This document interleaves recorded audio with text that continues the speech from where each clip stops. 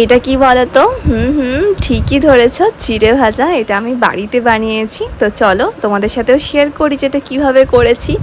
দেখবে এমনি টাইমে বসে থাকলে বা একটু চাটা খেলে মাঝে মধ্যে ইচ্ছে হয় যে একটু চিড়ে ভাজা, নিমকি এ সমস্ত খাই, তাই না? তাই বাড়িতেই আমি এগুলো ম্যাক্সিমাম টাইম বানাই। দেখলে ওখানে 500 মতো চিড়ে আছে, সাথে আছে অল্প একটু কাজু কিশমিশ আর একটু বাদাম। তো চলো কীভাবে বানাচ্ছি স্টেপ বাই স্টেপ তোমাদের সাথে শেয়ার করব। ভীষণই ইজি প্রসেস, কিন্তু হ্যাঁ খেতে দারুণ লাগে। আর কোটোতে ভরে রাখলে অনেক দিন পর্যন্ত মুচমুচেও থাকে। বেশ খানিকটা সাদা তেল দিয়ে দিয়েছি। এবার 2-3টে শুকনো লঙ্কা হালকা করে ভেজে নেব।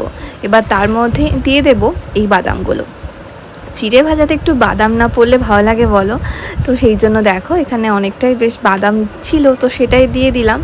তো বাদামটাকে প্রথমে ভালো করে ভেজে তুলে নেব। আর দেখবে এই বাদামগুলো না মুড়ির সাথে খেতেও বেশ ভালো লাগে।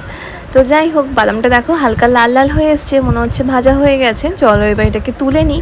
তারপর এই তেলের মধ্যে দিয়ে দেব কাজু আর কিশমিশটা। কাজু কিশমিশটা অবশ্য খুব একটা বেশি ভাজতে হবে না, হালকা করে ভাজলে কি বলো তো মুখের মধ্যে পড়বে, তো বেশ ভালো লাগবে।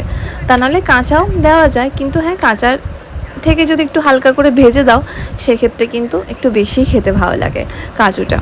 তো চলো এটাও ভাজা হয়ে গেছে, তুলে নিয়েছি। তেলের মধ্যে দিয়ে দিয়েছি বেশ খানিকটা নুন আর দিয়ে দিলাম এখানে পুরো চিড়েটা। এবার চলো এটাকে কম আঁচে খুব ভালো করে ভাজবো। আর এতে একটু পরিমাণ মতো চিনিও দেবো।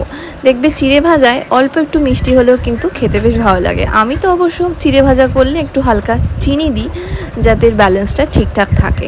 তা না হলে তোমরা চাইলে চিনিটাকে স্কিপও করতে পারো। এবার ওই ভেজে রাখা দেখো বাদাম আর কাজু কিশমিশটা পুরোটা দিয়ে দিচ্ছি। এবার খুব ভালো করে এটাকে মিশিয়ে নেব, তাহলেই কিন্তু রেডি হয়ে যাবে আমাদের চিড়ে ভাজা। তোমরা চাইলে এর মধ্যে একটু চানাচুর, একটু ভুজিয়াও অ্যাড করতে পারো, বাট আমি সেরকমভাবে কিছু দিই না। দেখলে তো পরিমাণে অনেকটাই বানিয়েছি, এটা তো একবারে খাওয়া সম্ভব নয়। কোটোতে ভরে রেখে দেবো, দিয়ে মাছের মধ্যে চায়ের সাথে বা এমনিও টুকটাক খিদে পেলে খাবো। তো এটাকে খুব ভালো করে মিক্স করতে হবে যতক্ষণ না চিড়ের কালারটা চেঞ্জ হচ্ছে, মানে যতক্ষণ না চিড়েটা পুরো ক্রিস্পি হচ্ছে ততক্ষণ কিন্তু খুব ভালো করে হালকা আঁচে তোমাদের এটাকে নেড়েই যেতে হবে। আর হ্যাঁ, নুন আর মিষ্টিটা দেখবে যেন ঠিক থাকে। এই দেখো আমি তো একটা বাটিতে ঢেলে নিয়েছি, আর কতটা ক্রিস্পি হয়েছে দেখো, ভীষণই ক্রিস্পি হয়েছে। আর খেতেও কিন্তু দুর্দান্ত হয়। তোমরা কিন্তু এরকমভাবে একবার ট্রাই করতে পারো। চাইলে এর মধ্যে একটু আবারও বললাম ভুজিয়া বা চানাচুর অ্যাড করতে পারো। আমি অবশ্য এগুলো কিছুই দিইনি, এরকমভাবেই বানিয়েছি।